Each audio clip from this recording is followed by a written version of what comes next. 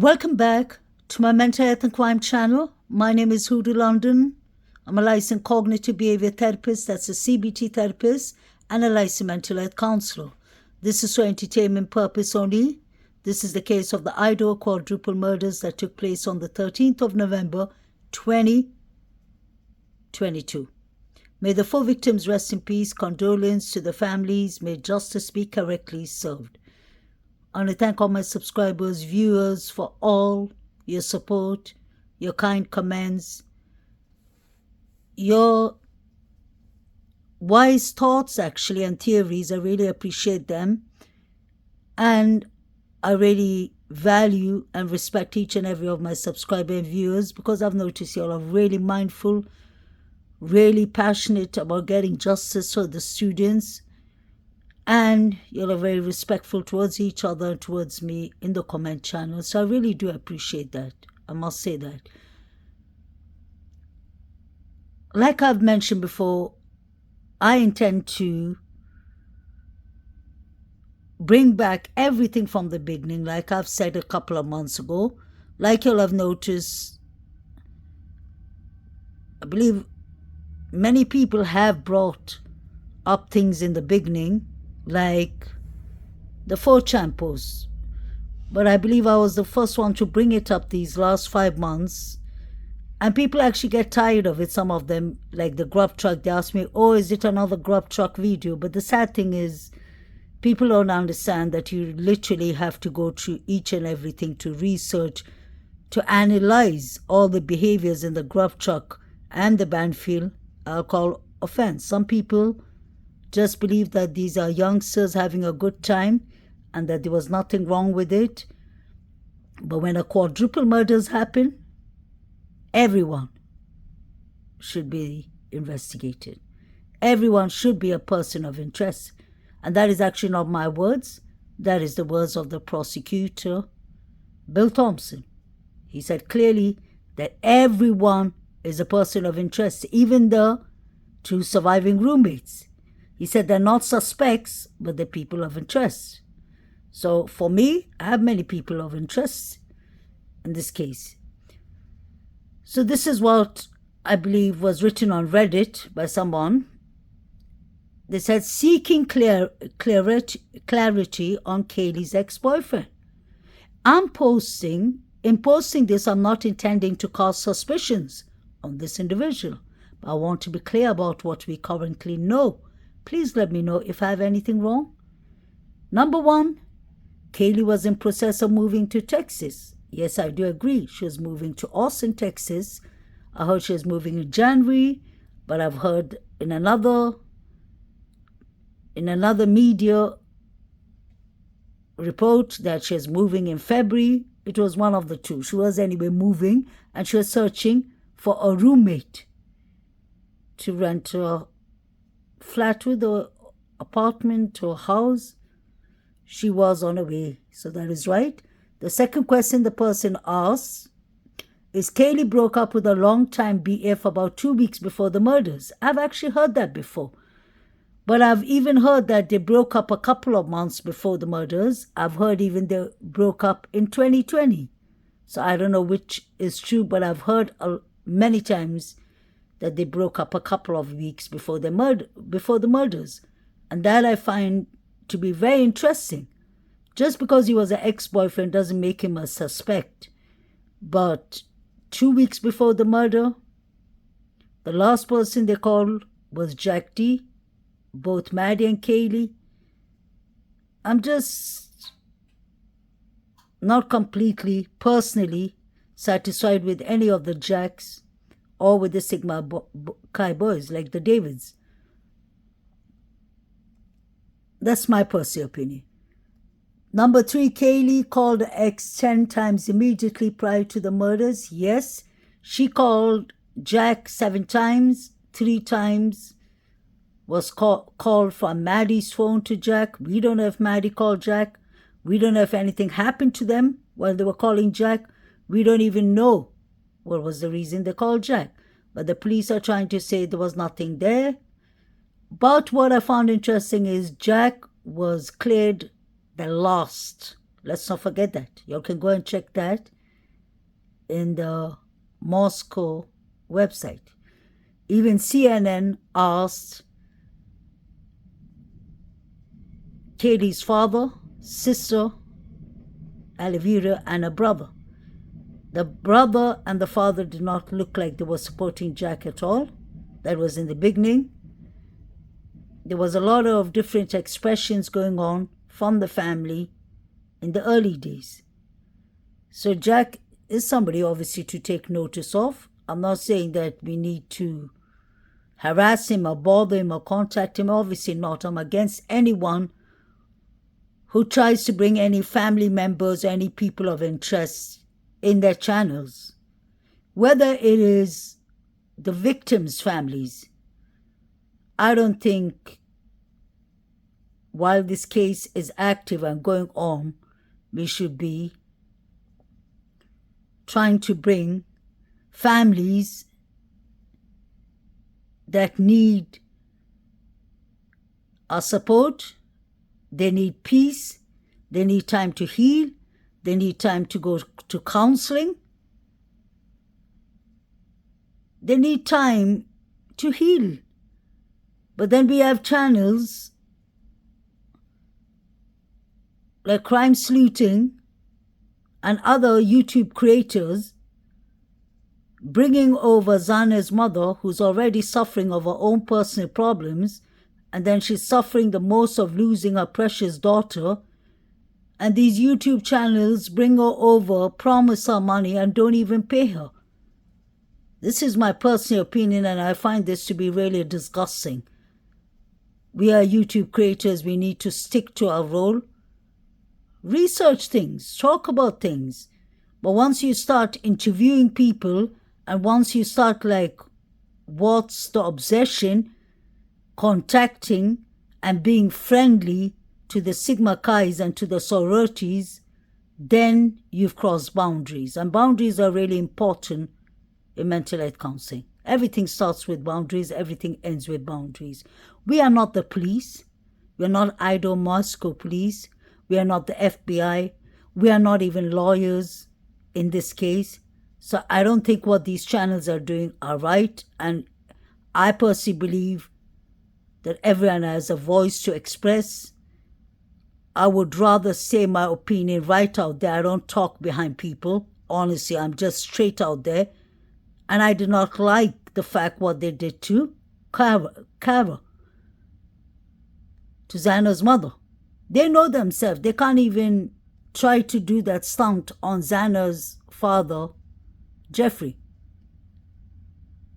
He's the one they should have asked for the interview, because I really respect Kara. But Kara is going through a lot. And since she has vulnerabilities and personal issues like we know, may she get help and therapy for that. I think this is just taking advantage of somebody who's in a very vulnerable situation, promising her money with her situation, knowing her personal problems, and then tossing Kara over to each other and making a show or making something to discuss about that. I don't think that is right for Kara. I think Kara is suffering enough by losing her daughter. It's not like Kara has any more information than we have. The person who may know a bit more is Jeffrey, Xana's father, and Xana's sister Yasmin. But not for us, YouTube creators and social media, to be bringing this poor woman onto platforms and lying to her. That's my personal opinion.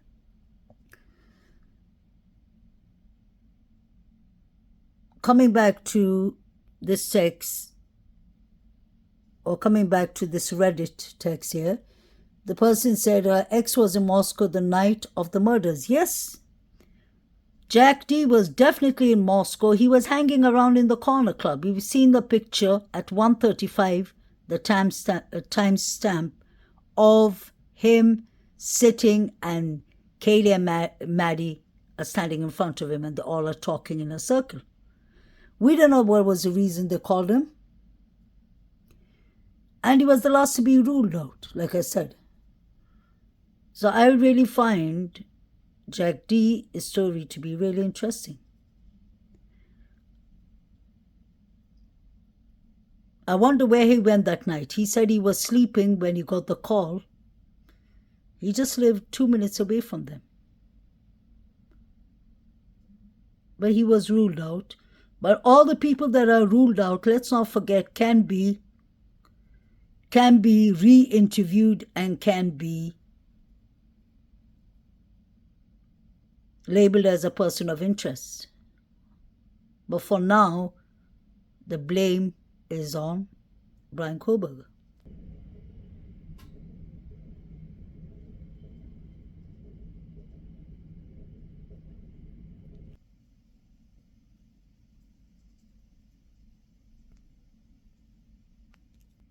So we have 3 Jacks: Jack Showalter, that's the hoodie guy, Jack D, Kaylee's ex, and we have Jack K.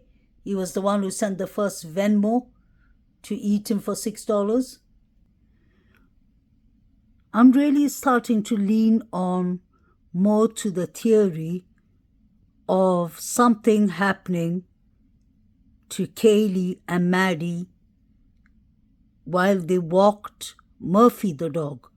Or maybe they let out Murphy and somebody took Murphy or hid Murphy so that the girls would come out. I really believe that could be one of the reasons that both the girls were calling Jack D 10 times. Because we heard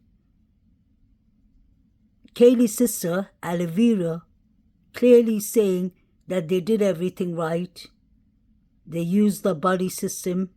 They got a ride from the private share Uber. And she said they let the dog out. So I don't know if she means it in general usually they would let the dog out, or if she just means that she knows, that she was aware. It sounded like she knew that they let the dog out that night. So did something happen to the dog and the girls had to go and check where Murphy was? And could somebody have snatched the girls or grabbed the girls?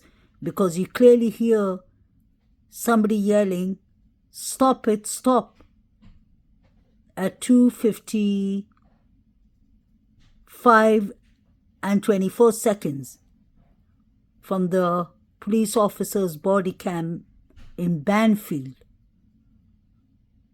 And it would make sense with this theory, allegedly, because Maddie is black coat that she borrowed, I believe, from Jack S.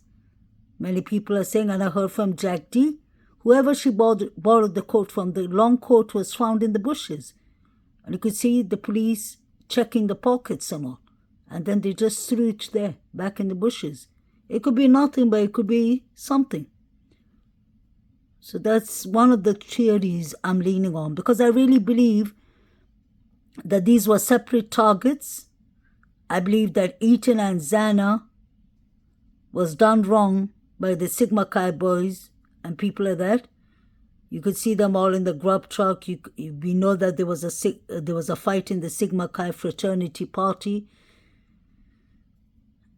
The quadruple murders happened after the Sigma Chi fraternity party.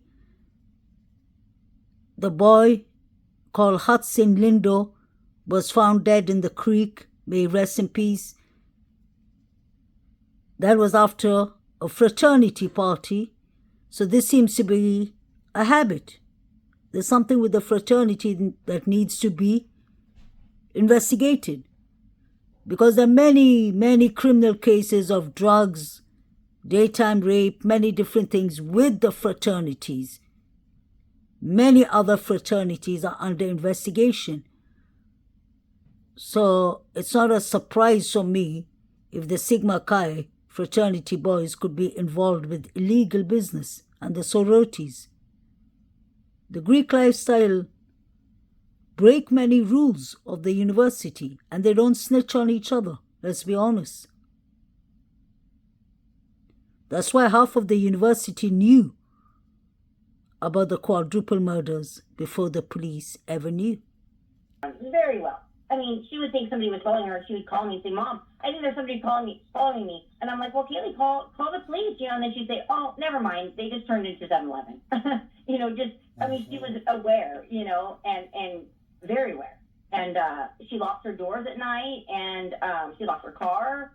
Kaylee was home, had just been home, so we are so thankful that she's been home for a week and a half. She just bought a brand new vehicle for herself, her first vehicle. She had planned a trip. She was planning on the month of January, starting her new job in February with this internship that she'd done. Wound up offering her a full-time, very well-paid position that she was very excited to take, and she was with us for the last week and a half. She went home Friday to literally go show off her new vehicle. She was like, "Maddie has to see my new ride. Like, she has to see this." And she was the whole time going back and forth between the car she was buying and said, "I'm not going to tell you. You're just going to see me pull up and wait till you see what I pull up in." Wow. Across Europe for the month of January, starting her new job in February with this internship that she'd done. Wound up offering her a full-time, very well-paid position that she was very excited to take, and she was with us for the last week and a half. She went home Friday to literally go show off her new vehicle. She was like, "Maddie has to see my new ride." So Kaylee was doing well for herself. So were the other victims. But towards the end, before their deaths, unfortunately, Kaylee seemed to have had a good plan. She saved money. She bought herself a car.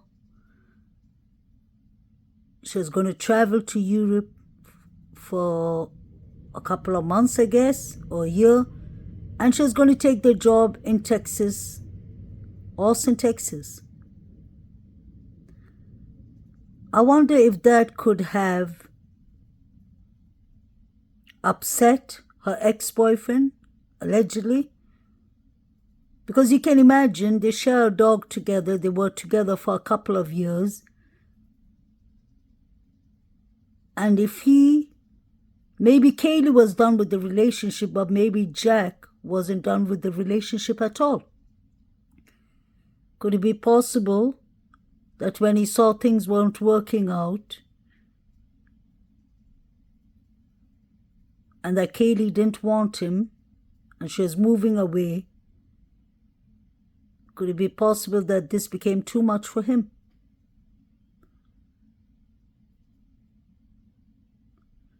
It's strange, at the start there were many people, many students in the college mentioning the two Jacks, especially Kaylee's ex-boyfriend Jack. They all were saying that he was jealous that she was moving away. And that is just speculations and people's opinions in the college. But what was really going on between Jack and Kaylee? Maybe Jack thought this is the last time you're going to see her, and she is really decided that she's going to go and continue her life without him. So could this have led him into rage, jealousy? Another thing, let's not forget, didn't the Mayor Little, didn't he say that this was a crime of passion? Even the police said it at the start. There's a reason they keep on saying it was a targeted attack. They must have seen something in the house. Something must have been written in the wall, or something must have been found in the house.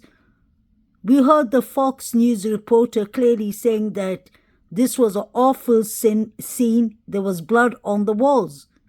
We've heard many rumors and speculations that the victims were gagged. And I find that very strange. We've heard that from the beginning, and when the police were asked to clarify that, to confirm it or debunk it, Chief Fry took his time to debunk it. I found that He was like he hesitated before answering, and then he said, no, they were not gagged. So could something have happened to Kaylee out of someone's hate and jealousy and rage? Did they hide Murphy when Kaylee let Murphy out? Could someone have hid Murphy? Someone who knew Murphy? Like Jack, allegedly. Or was it Jack S., who seems to always end up in sexual harassment? Trigger warning. He was thrown out of his fraternity for throwing dead animals in front of sororities. He has the behavior antisocial personality disorder, honestly. He loves overkilling animals. That is Jack Showalter. So did one of the Jacks do it, or did both the Jacks, or were both of the Jacks involved? I'm just wondering. I've heard many people saying in the comments section that Jack D couldn't have done it because Kaylee's family said that they made him strip his clothes off so that they could see if he had any injuries or any marks. We're living in year 2023, almost 2024. People wear equipments to do such kind of murders. He could have been wearing the gloves to protect himself from cutting himself. He could have been wearing clothes that protects him from cutting himself. Anything is possible. So I wouldn't believe what Jack D has to say. I personally wouldn't. I wouldn't believe what Jack S has to say, furthermore. And I wouldn't believe what the Sigma Chi fraternity boys have to say. They were the ones under investigation. The timelines of Ethan and Xana does not make sense. I personally believe this is an inside job. Someone inside, one of the surviving roommates, could have been working with someone on the outside. I'm saying it out there today because this is getting tiring of going around the board and keeping it clean and not saying anything. The truth is, the police did not even consider the surviving roommates as witness. They said that in the interview to Fox News. When the question was asked, they said, no, I didn't say that they are witness. I said they were just there. That is Chief Fry's words and not my words. So there's something with the roommates, definitely.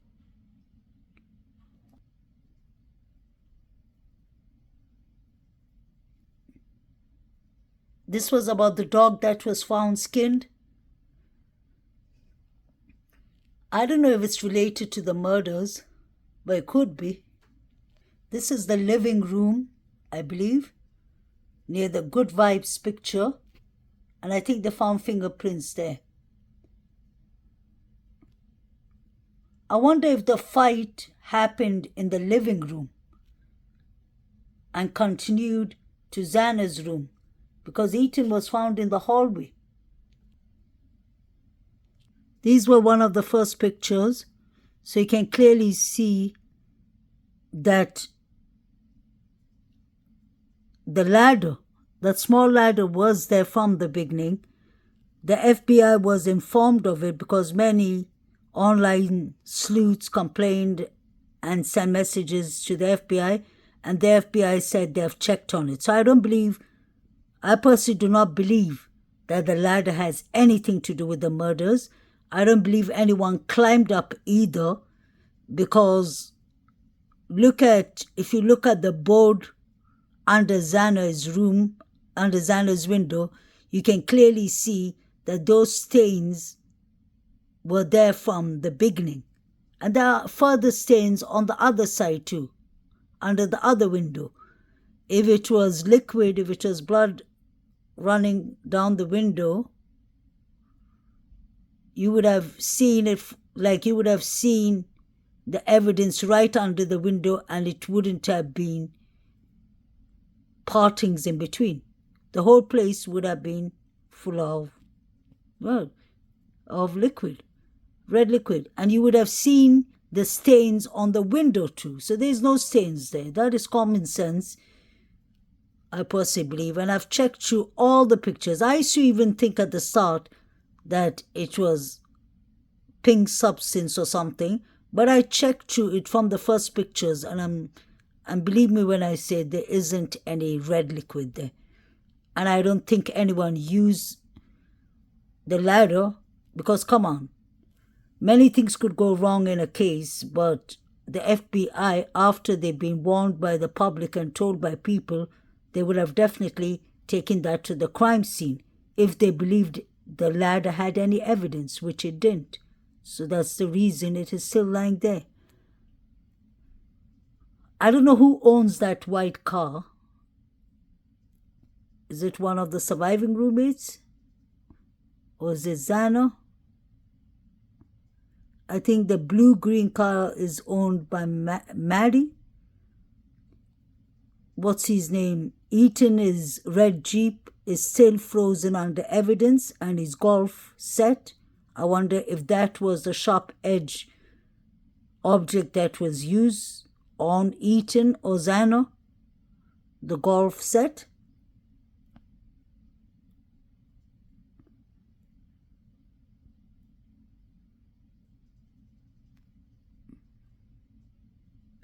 There were many people who had the code of this house. That is what makes it more tragic.